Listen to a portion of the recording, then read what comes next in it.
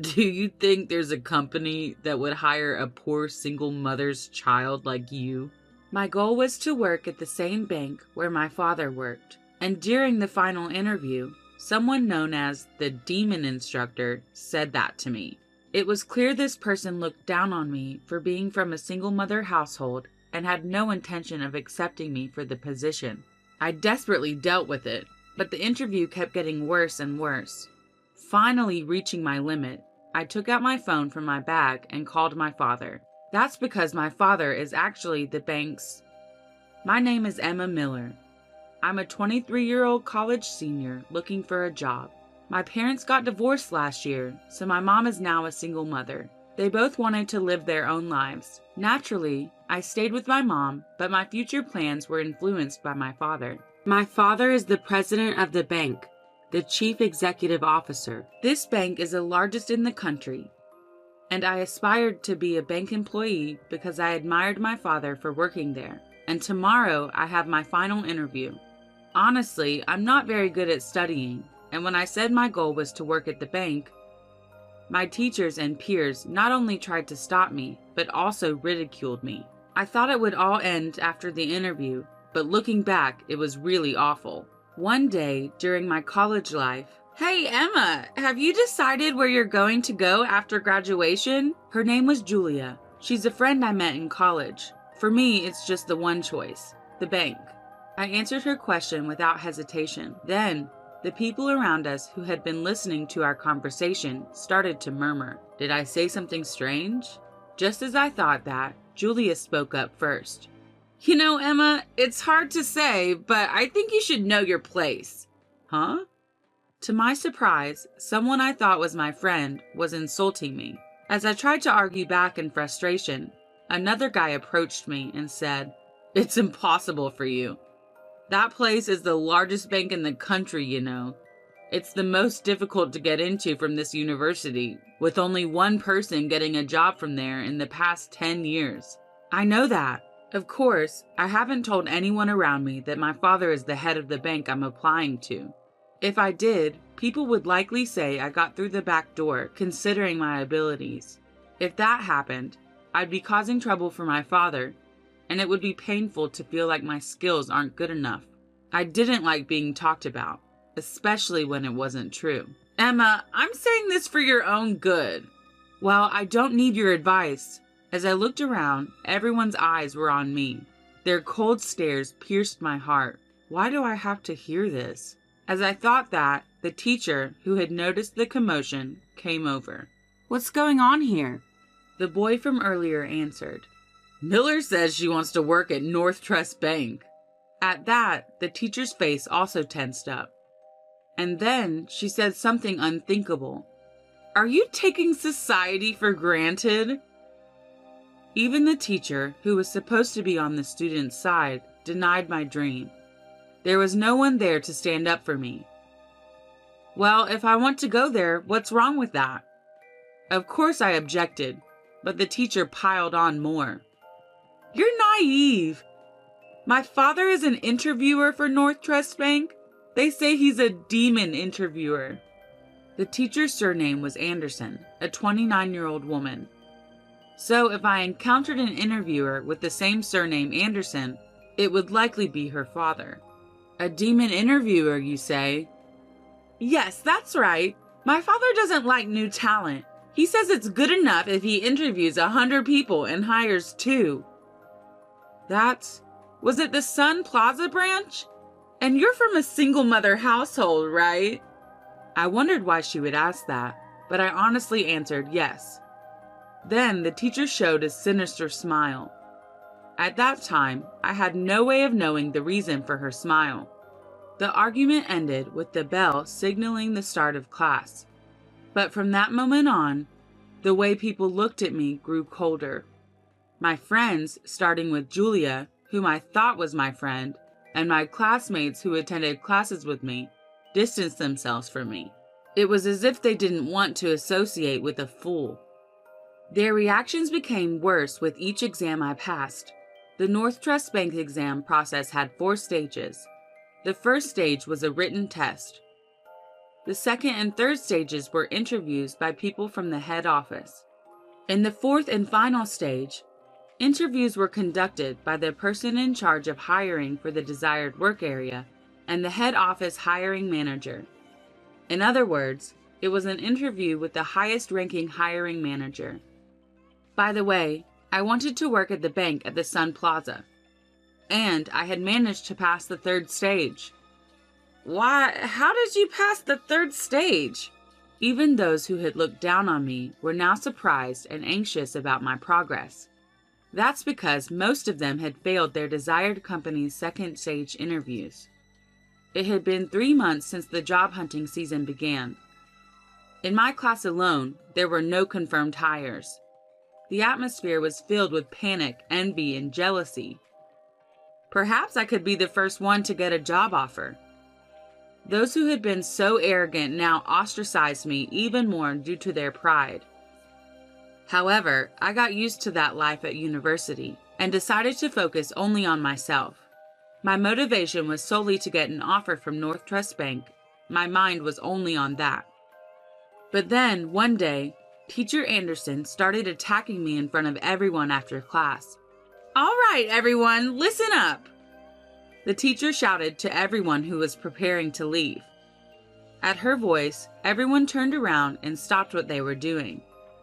I also paid attention, wondering what was going on. And then the teacher started talking. "This time, Emma Miller has cleared the third round of North Trust Bank's exams." The atmosphere around us suddenly became heavy. However, with the next statement, everyone around me seemed to catch their breath. "But it seems she'll fail the fourth round." "Huh? What do you mean?" I muttered involuntarily. Seeing my reaction, the teacher twisted her face into a sneer. "The reason is the interviewer for the fourth round has been decided to be my father, the demon instructor, Anderson." Oh! The surroundings erupted in surprise and cheers. "Serves you right. Know your place." Good. The classroom was filled with voices condemning me in unison. I couldn't believe it. Everyone I thought were my friends turned their back on me during this job hunting process, even though I had done nothing wrong. Despite that, those around me harassed me and hurled abusive language at me. At first, I thought it might be a way to relieve stress. The stress from job hunting is immeasurable, so I wanted to think that they were just harassing me to relieve that stress. But it was different. I realized the situation around me. This was jealousy. They were envious of me, challenging something they themselves wouldn't dare to. There's no way I could lose to someone like her, who isn't even good at studying. There's no way someone like her could get into North Trust Bank. If she can make it, then so can I. If Miller is going, I should have tried as well. But that place is difficult. It's the most challenging. It's impossible. So why is Miller trying without hesitation? It's wrong. She's trying for a place that even I can't get into. I can't forgive that. It's strange. The reality that becomes apparent as job hunting progresses. Among those who pass, those who fail, and various others, no one here has much hope. I was being attacked because of jealousy.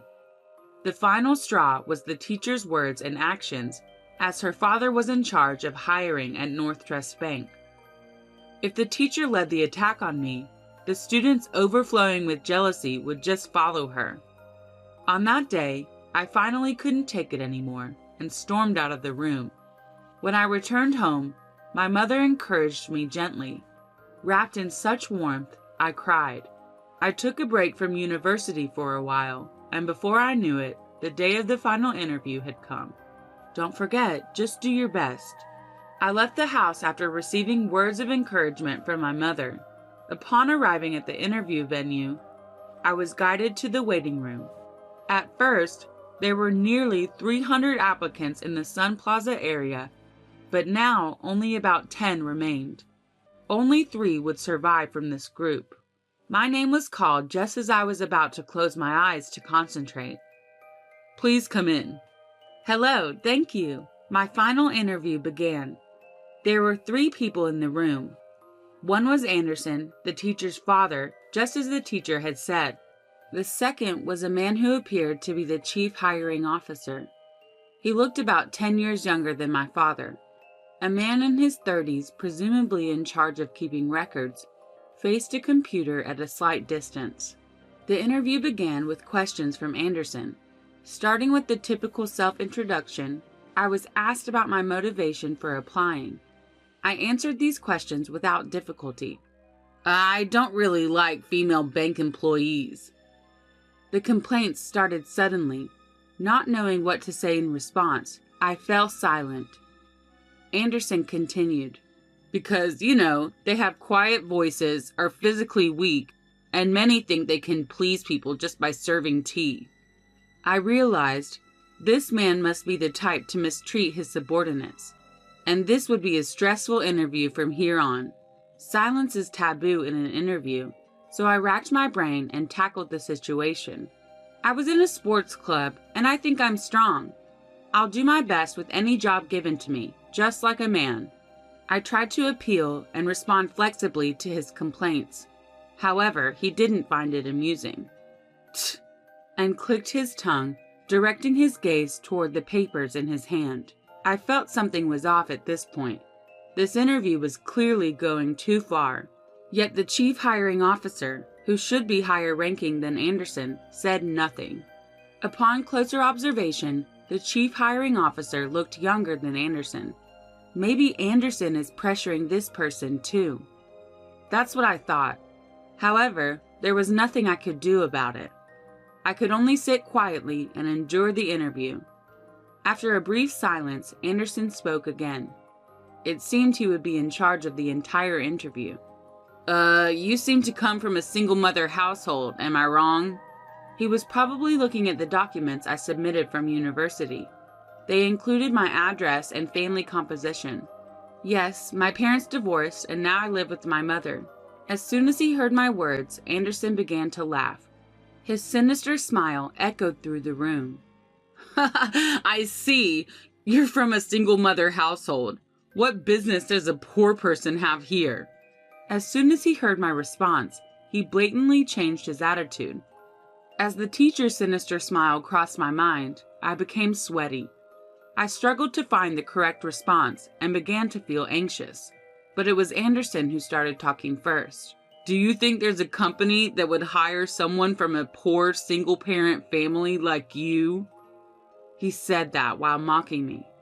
Huh? Just because I'm from a single-parent family, I won't be hired? You're going to assume I'm poor? I couldn't help but raise my tone. Of course, Anderson reacted to that. It was as if he had been waiting for me to fight back. Should I take your attitude as defiance toward me, your interviewer? Ugh. I was frustrated, but I couldn't say anything back. The bank my father worked at, which I had always admired. I don't want to lose because of this one man, but I don't know what to say in return. Why don't you say something? Anderson further pressured me. The moment I heard those words, something inside me snapped. My consciousness fell swiftly. I became incredibly calm to the point where I couldn't believe it myself. Understood. Anderson seemed puzzled by my response. While staring at him, I stood up from the hard metal chair. Hey, what's with you suddenly standing up? Finally, another person spoke, having been sitting the whole time. You've finally gone mad, huh? What do you plan to do? I know about you because I've heard from my daughter. It seemed that the teacher and Anderson had shared information. Is this not a leak of information? Well, that doesn't matter now. I took my phone out of my bag and suddenly started making a call. What are you doing, making a phone call? Are you making a mockery of this interview? Stop it now or I'll reject you right here. Anderson threatened me, but I wasn't fazed at all. Then I spoke into the phone. Hello, Dad? Your father? What can a person from a single-parent family do clinging to their separated father? Was that the laugh from the hiring manager? Yes, that's right. A guy named Anderson. Hey, Dad, can you come to the interview room now? Of course. I just finished visiting a nearby branch, so I'll be there in 10 minutes. Wait for me there. Okay. And so, I hung up the phone. The person in charge of recording was staring at me with wide eyes, surprised by the unusual scene. And of course, the one who reacted the most was Anderson. Pointing at me, he said, "You're finished. Making a phone call during an interview? Unprecedented. There's no way you'll pass. Go home and go to bed or something." I finally decided to argue back against him. I couldn't take it anymore. This isn't even an interview. It's you who's finished, Mr. Anderson. The chief hiring officer and the recorder were astonished by my sudden confrontation with the interviewer. Judging by their expressions, no one had been able to stand up to this man's abusive behavior until now. As evidence, the recorder's eyes were shining. Were they expecting Anderson to be punished? "You!" Anderson slammed his right hand on the table with all his might. A loud thud echoed throughout the room. The men were surprised, but I didn't flinch. And then I spoke to Anderson. "Brian Wilson, you know him, right?" For a moment, Anderson had a look on his face as if I had hit a nerve with my question. He immediately countered. "Are you mocking me? There's no way anyone wouldn't know the president of this bank." To Anderson, who was confidently showing off his composure, I added some more words. "So, if my last name was Wilson until recently, would you think it's a coincidence?" Time seemed to stop for the three of them. The chief hiring officer and the recorder stared at me with wide eyes. Anderson then stood up from his chair and muttered, "What did you say?"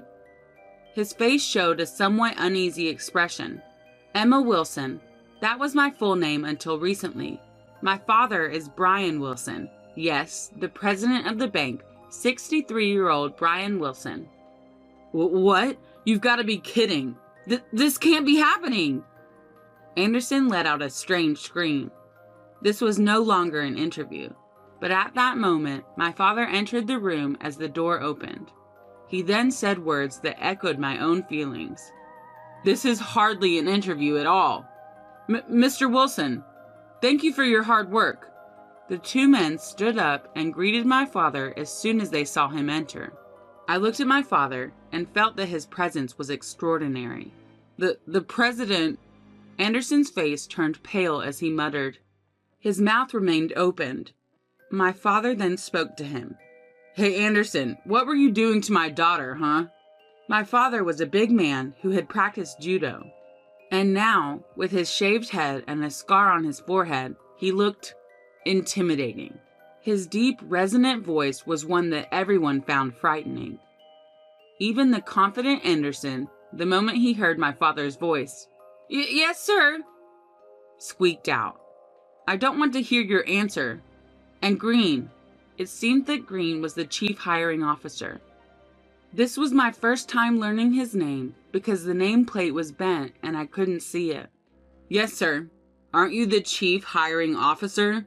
Have you let this tyrant run wild until now?" "I'm very sorry." The man called Green bent at a 90-degree angle and bowed. The young clerk looked scared at the sight. Even he, who had done nothing wrong, was drenched in sweat. "Hey, clerk, what's your name?" My father suddenly called out in a gentle voice. The change in his voice only made it more terrifying. "My name is Harris." "Mr. Harris, can you send today's interview record to my PC? Of course, you're also recording the audio, right?" I later heard that this bank's interviews were not only transcribed, but also recorded as backup. Thanks to that, Anderson's misconduct was exposed to my father and he was punished. Looking at Anderson, he was trembling. He was like a frog stared down by a snake. "Hey, Anderson." "Yes? What is it?" The frightened Anderson couldn't even speak clearly. He was a completely different person from earlier. "Apologize to my daughter. It's not because she's my daughter, okay? You've trampled on the feelings of young people who want to join this bank." At my father's words, Anderson bowed deeply and apologized. Sorry, but I couldn't forgive him even after seeing that. "Dad, I can't forgive him. When I murmured that weakly, "Of course," my father said, walking up to Anderson. It looked like a lion about to hunt a small animal. "Anderson, do you know what will happen to you if you do something like this?" My father pressured him. Anderson was frozen. "You didn't just do this to my daughter, right? We'll see later in the records. But how many victims have you had besides her?" No one could intervene in this interrogation-like scene. Even I, his daughter, could barely watch in silence, feeling disgusted. Anderson began to speak to my father, sweat pouring down his face. At least over 100 people. I was shocked to hear that. He had done the same thing to more than 100 people. Furthermore, the fact that he was left unchecked made me doubt the hiring practices of this company. I felt distrustful even though it was my father's company. "Hey, Green." "Yes?" "I'm busy with overseas projects, so I trusted you and left the hiring to you. Well, this is my mistake in choosing people. It's my fault that it ended up like this." "That is..." "So I'll take responsibility and reform personnel so there won't be any more victims like this. You two should be prepared for punishment, okay? And Anderson, I'll never forgive you." He gasped, frightened. "I plan to gather all the victims and create a victims group. I'll bravely make it public in the media. I'm prepared to face any consequences, so you should be prepared too, right?" Hearing this, Anderson collapsed on the spot as if he had lost his sanity. My father moved away from him and opened a window. Oxygen returned to the tense room. Everyone had seemingly forgotten to breathe. And so, my job interview ended. By the way, I passed. It wasn't due to my father's favoritism. It was apparently the result of a discussion among hiring managers from all areas, based on the recorded audio. As a result, the hiring decisions of those who were rejected by Anderson were also reconsidered. The news broke the next day, and my father bowed in front of the media. Many people were impressed by his attitude, and he continued as the bank president. On the other hand, Green, who had been the chief hiring officer, voluntarily resigned. And Anderson was sued by the company and the victims group. Anderson, whose past tyranny was gradually exposed, was arrested for defamation. Meanwhile, at the university, "Oh, Miss Miller, congratulations on your job offer." The teacher, with a forced smile, congratulated me in front of everyone. At that moment, my father and the principal appeared in the classroom. And then, "Miss Anderson, this is Brian Wilson, the president of North Trust Bank." "Oh yes, I've seen him on TV, so I know who he is." "And he is Emma Miller's father." "What? What did you say?" I added to the surprised teacher's words. "He's my mother's ex-husband and my father." My words caused a stir in the class. "Is that so?" Humans have a tendency to flatter those with power. When they realized I was the daughter of the bank's top executive, everyone in the classroom became agitated. It was as if they had wished they had been friendlier to me. "Miss Miller's father is the president of North Trust Bank." The teacher, upon learning the truth, became an empty shell. The principal then said to the teacher, "This school is able to operate thanks to the support of Mr. Wilson's bank. But it seems you've been bad-mouthing Mr. Wilson's daughter along with the rest of the class, haven't you?" "Well, that is..." "Never mind the excuses. Tell me only the truth. Is it a fact?" Pressed by the dean, the teacher finally hung her head and admitted, "Yes. Mr. Wilson wants to discontinue support for this school. If those who harassed Miss Miller voluntarily leave the school, he says the support will continue." "What? Leave the school?" "If you decide to stay, we intend to charge you the entire amount of the discontinued support. Naturally, I don't think you can afford it. So what will you do?" The choice was clear to me as I listened. The teacher seemed to understand as well, and ultimately resigned from the school effective immediately. As they left, they apologized to me, but their voices were so quiet that I couldn't make it out. In the end, More than half of the classmates who had attacked me together withdrew voluntarily from the school. When my father said, "Those who don't come forward before my daughter names the culprits will be considered for legal action," one by one they confessed. Given the power on display, it was a natural outcome. Ultimately, those people escaped legal action, but their enrollment in the university was not recognized. With my father's help, I secured a job offer and my path after graduation was set. All that's left is to do my best for the remainder of my college life. My life is just beginning. I've vowed in my heart to do my best to someday become an exemplary banker like my father.